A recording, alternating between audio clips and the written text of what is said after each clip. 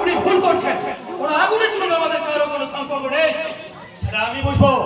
আপনি শুধু বলুন ডাক্তারবাবুর চেম্বারে আগুন লাগা দিন। ম্যানেজার বাবু কোথায় ছিলেন?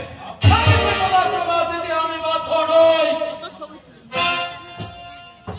ভালো করতেন, কারণ সোজা আঙুলে কি না উঠলে আগুনটা কেমন করে পাকাতে হয় ভালো করে জানা আছে। আমাকে হুমকি দিয়ে কথা বলবেন না।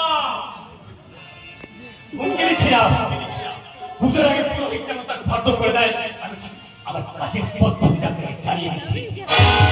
আমরা পুরোহিতের খর্দনি না, আর হাতে মূল্য ধরে দিয়ে কাজ করাই। আমিও তেমন চটমানের কাছ থেকে নিয়ে কোনো কাজ করি না, আইনের স্বাস্থ্যবিধি মেনেই কাজ করি। আমার দক্ষিণাটা মিটিয়ে দেন মহামান্য সরকার। সরকারের চোখে আমরা এই এলাকার বিশিষ্ট নাগরিক। কোথায় কোন ডাক্তারের দোকানে কেন আগুন লাগলো তার কৈফিয়ত কি আমাদের দিতে হবে নাকি?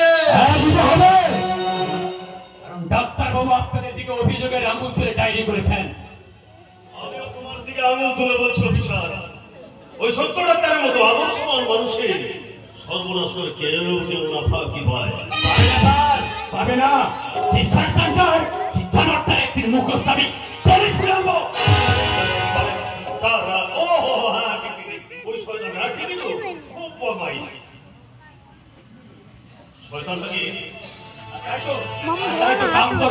আপনি আমার বাড়িতে এসেছেন। আপনার বাড়িতে আমাদের বাবু বাড়ি গেছেন, ওই ধান কাটার সময় হয়েছে বলে তিনি এখন খামার বাড়িতে আছেন। কবে ফিরবেন?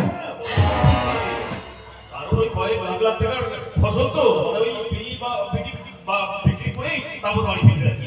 কিন্তু বেশি দেরি করলে হয়তো আমাকে বাধ্য হয়ে আবার ওয়ারেন্ট পার করতে হবে। বলেন